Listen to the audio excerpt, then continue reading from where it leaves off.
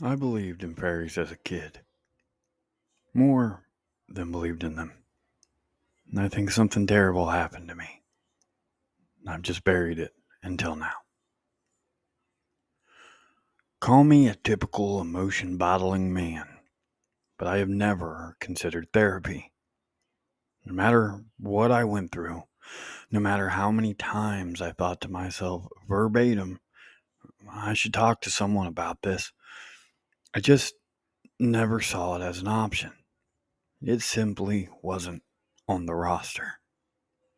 It was just one of those things that existed on a separate plane of existence than the one I was living in, never to cross paths or interact, lest the universe collapse in upon itself.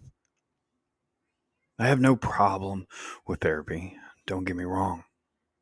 It isn't like I don't understand the overall appeal.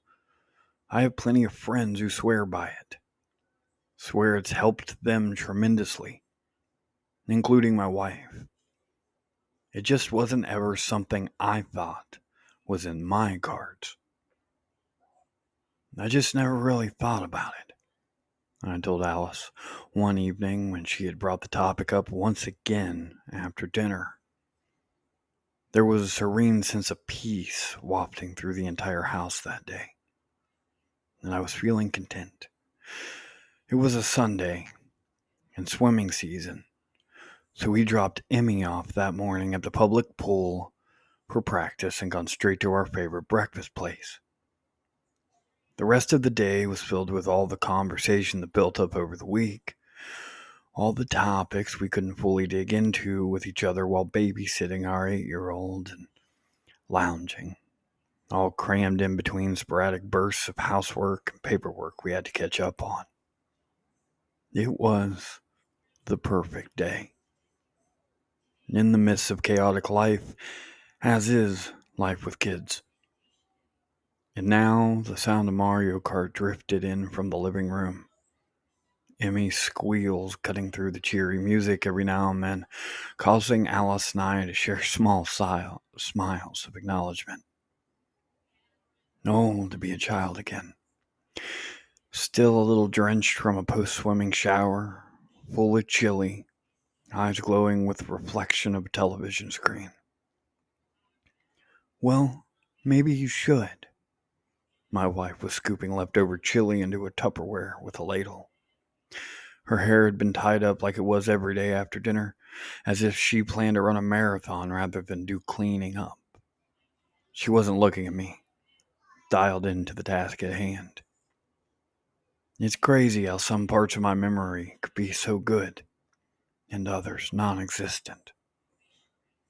I reached over from where I stood before the dishwasher, sliding my arm around her waist. She gave me a look like, "What?" "I just don't think it's for me, babe," I muttered, resting my mouth on her shoulder as if I was trying to skip her ears and speak right through her skin. You know, those things make me uncomfortable sometimes. She let out a half-groan, half-sigh, sitting down the container and ladle and turning to face me, draping her arms over my shoulders. "Everything makes you uncomfortable, John." I smiled, letting my hands fall to her hips. I knew her frustrated act was just that, an act, at least for the most part. "It's good for you," she continued pointedly, reaching up to tap her pointer finger against my forehead as I swayed her back and forth to a non-existent tune. "Like medicine. And I know for a fact there are some things you need to work through." I feigned offense. "You think I'm some kind of nut job?" "Everyone needs therapy," she snarled, pulling out of my arms, but she didn't resist when I reached out and drew her back in. "Not just the nut jobs." And that was how most of the conversations went. Some got a little more heated, ending with a lightly slammed door so as not to wake our daughter, and a whispered shout of, "This is why you need therapy." I feel like I'm making it sound bad, but it wasn't. Even our more serious fights never quite felt like fights. They felt like playing. We were like two cats, biting and tackling and swishing our tails, but never baring our teeth to hiss. I never felt genuine, full-bodied anger toward her, and I knew she felt the same. It sounds sappy, but we were just very in love. I sometimes felt that we had never actually left the honeymoon phase. I'm also making it sound like that conversation was incredibly common, and it wasn't. It came up maybe once every few months. I knew she was just looking out for me. She knew me better than anyone. We had met through mutual friends, and we had initially bonded over our terrible childhoods. We both had moms who were out of the picture, and over-emotional, overcompensating dads. Although this manifested in vastly different ways. Alice's mother left her father for a D-list rock star type, following him on his statewide tour. She would sometimes send Alice letters or postcards from the road, although her dad wouldn't always let her keep them if they seemed to be stained with blood or seemed to have made contact with any strange white powders. Her dad cooked with anger. He never laid a hand on Alice, but his shouting and the sounds of glass bottles smashing against the walls kept her up almost every night. During the days he'd take her out, buy her things, go mini golfing and bowling, to the movies, anything to seem more fun than her mother. My mother passed away on my 7th birthday.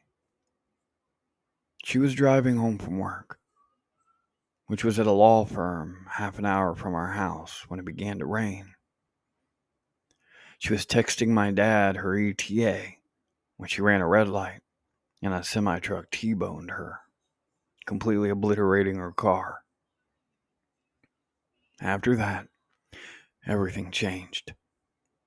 My 7th birthday could have been my 21st. At night, it was the worst. I remember sitting with my dad as he cried, curled up in a sobbing ball on the filthy living room carpet, whimpering like a kicked puppy. He would scream and wail so loud that the walls shook.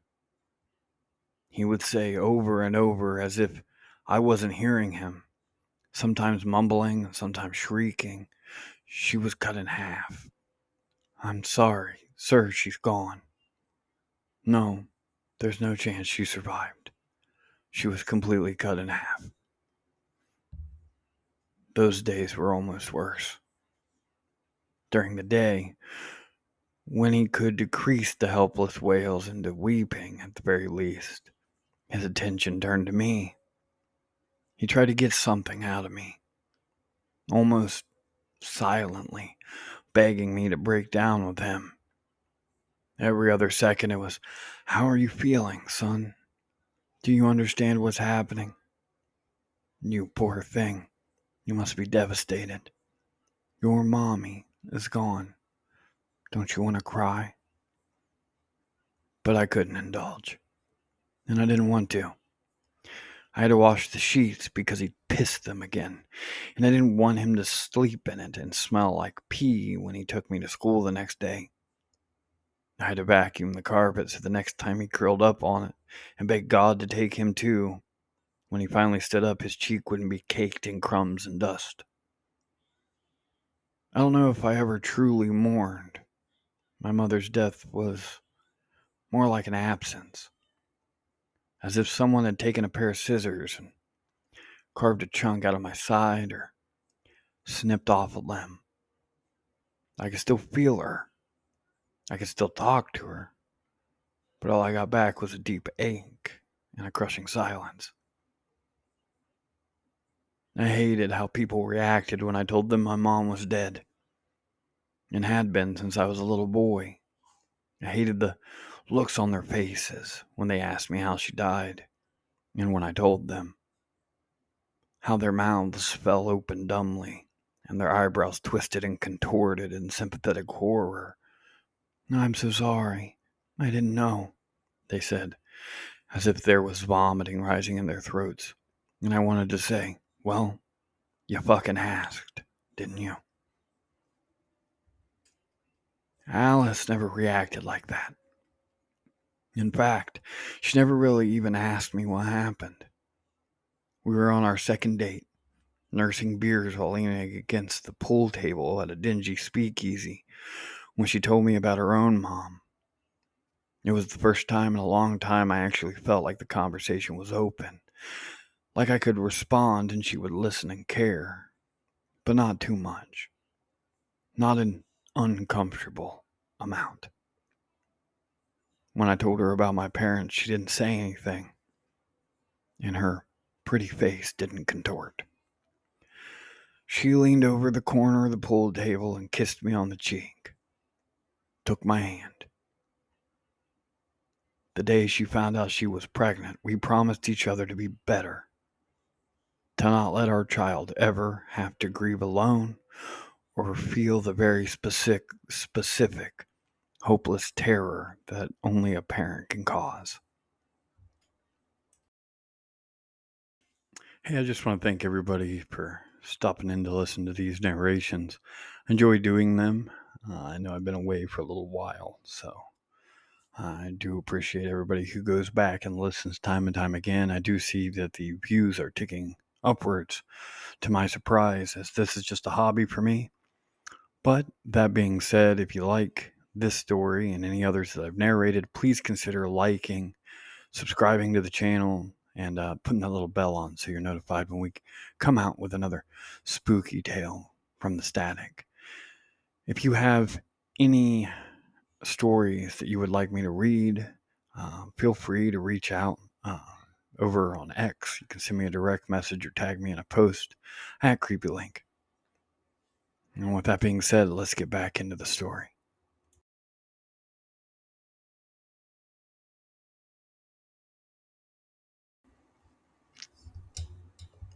So maybe I should have listened to her. Maybe I should have gone to therapy the first time she brought it up. The first time she told me how it had helped her get through her own terrible memories. But if I'm being honest, I didn't think I had anything to get through. I had left it in the past. I had coped so far in my own somewhat crooked way. I didn't want to dig any of that back up.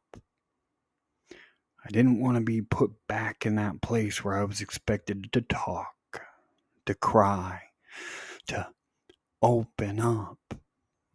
It made my skin crawl thinking about it. I was always the therapist, I would say to her with a crooked grin. And I like it that way. Then the dreams started.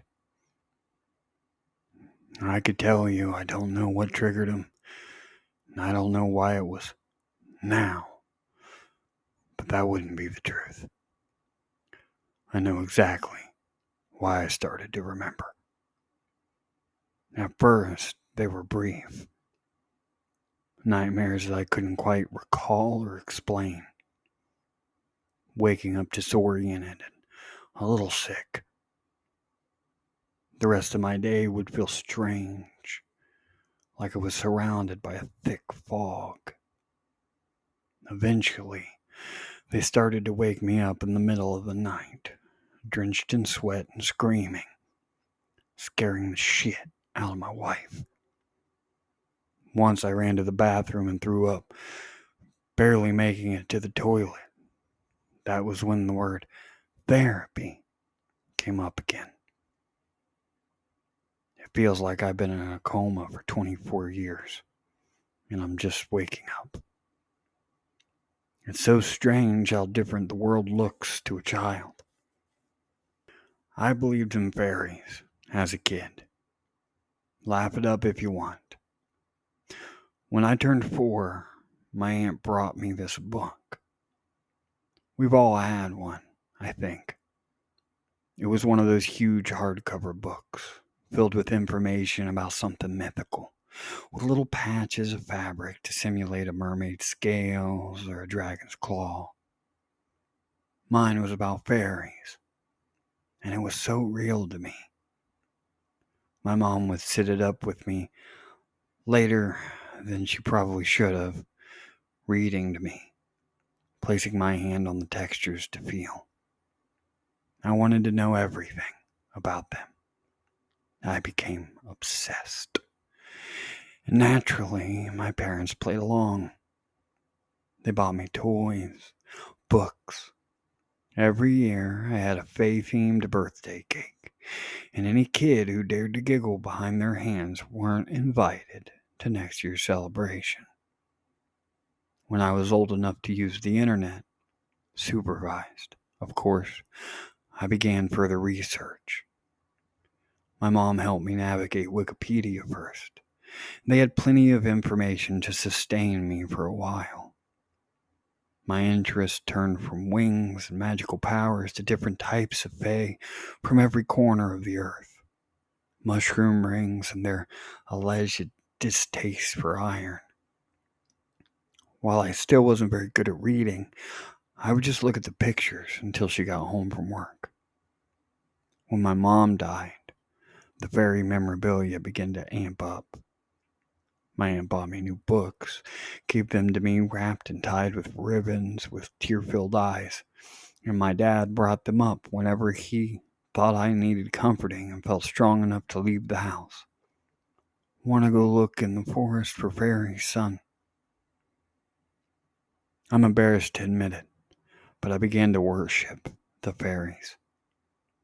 I was convinced that they lived in the forest behind my house, just behind each tree I looked at, hiding from me. I would spend my weekends escaping in the woods with a bucket and a cheap pair of binoculars, positive that this day, I would see one. At night, when my dad finally passed out in his own puddle of tears and other bodily fluids, I would pray to them. I never believed in God. We weren't a particularly religious family. And besides, I had seen what good he had done for my dad thus far. But I believed in the fairies. I asked them for help with my father. I asked them for peace. I asked them to bring her back to me. They never answered.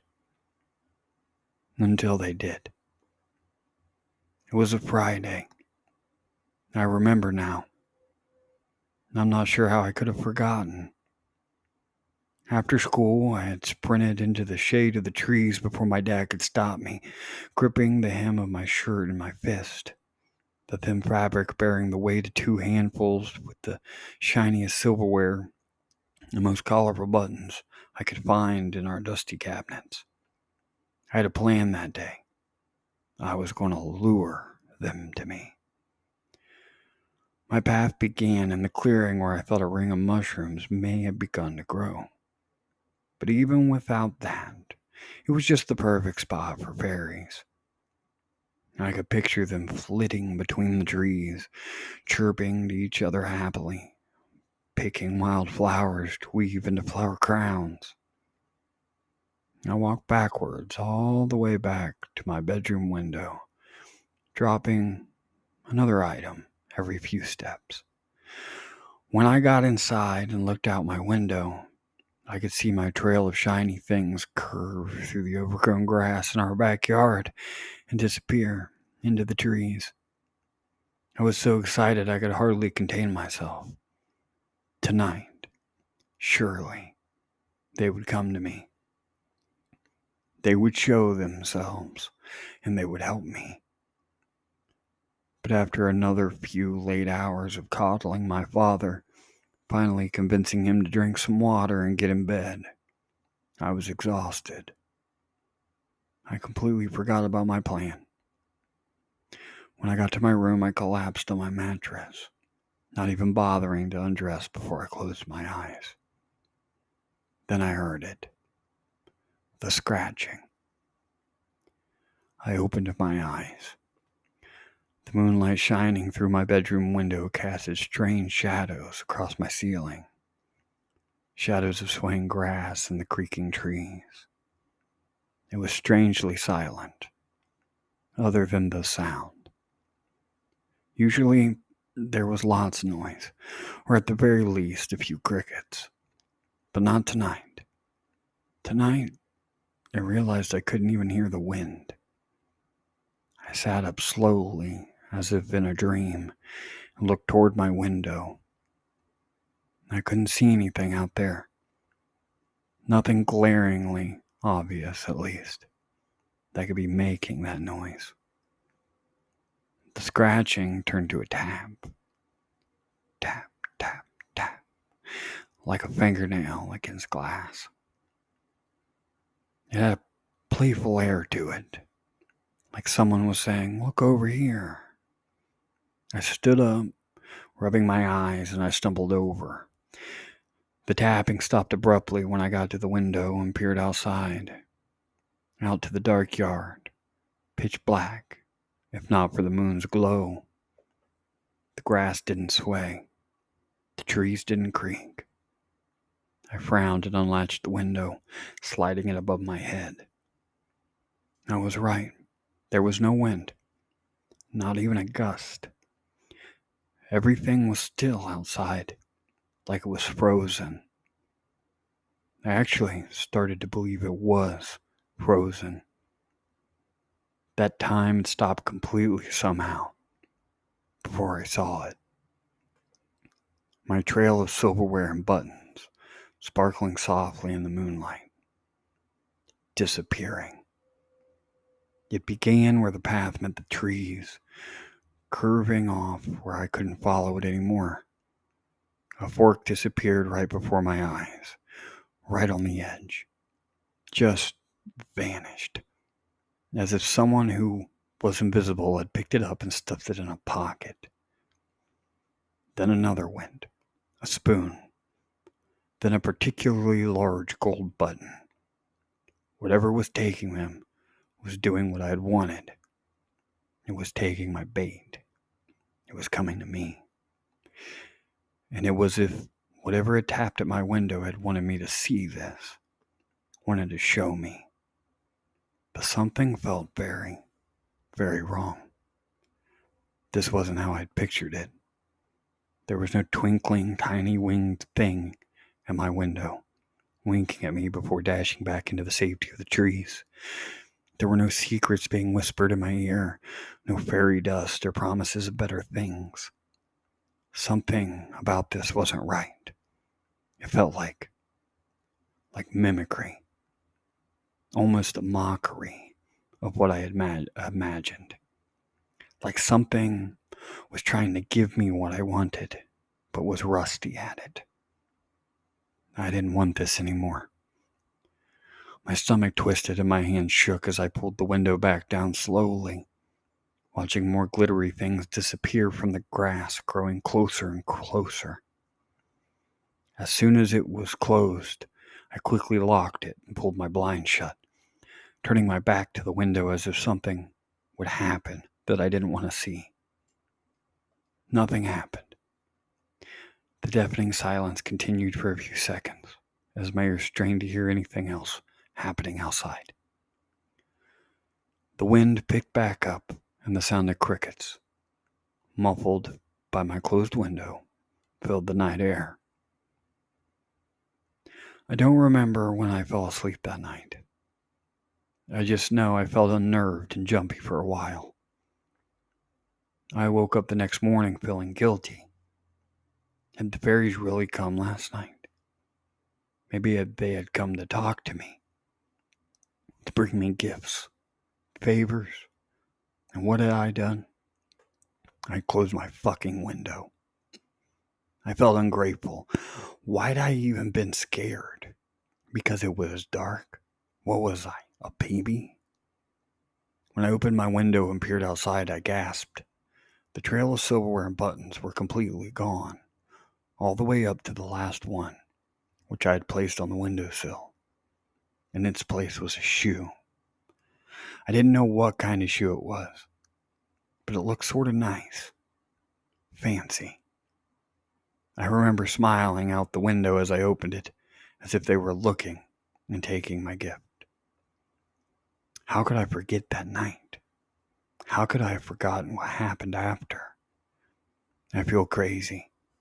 Either like I made it all up, or like I've made up everything since then. Like my life isn't truly my own. I remember telling my dad. I remember saying, "Dad, the fairies came last night," and the absent smile he gave me, until I showed him their gift, the shoe. Instantly his face went pale and he snatched it from my hands, staring at me as if I was something unholy. "Where did you get this, Johnny?" "The fairies, Dad. I told you." He didn't respond, just gave me another long, solemn look before turning away from me, still holding the present I received close to his chest. I was upset, but I knew better than throwing a tantrum. That would be too much emotion anyways, too uncomfortable. Even back then, I didn't know how to handle those things. I didn't show him their gifts after that. I didn't want to risk having them taken away. I tried not to be scared of the fairies, even though they always came at night. But I didn't go to my window when they came anymore. I read everywhere that fairies didn't particularly like to be seen, and even though this one seemed to want to be, it always began with tapping. But otherwise, complete silence that almost felt like it was swallowing me. And eventually the tapping would stop, the silence would pass, and I would fall asleep. In the morning, there was always another gift for me, sitting on the windowsill. A sparkly gold ring, the other matching shoe, a hat. I smiled when I took every one, wanting them to know I was grateful. And I would leave things for them too, little sweets or shiny things like coins or paper clips that I found on the ground at school. Things seemed to get better with my dad for a while. He kept to himself more. He was quieter. At night he would cry softly in his room rather than his uproarious wails that I used to have to quell so the neighbors wouldn't come knocking. During the day, he would talk to me, but more casually. He didn't ask me how I was feeling anymore or tell me to let it out. I hoped this was the fairies. It felt invincible, like I had a secret superpower that nobody knew about. I was friends with fairies. Then one night, everything changed. It started with the tapping, as always. That night I was fast asleep, catching up on well-earned rest since the nightly therapy sessions had ceased. The tapping woke me.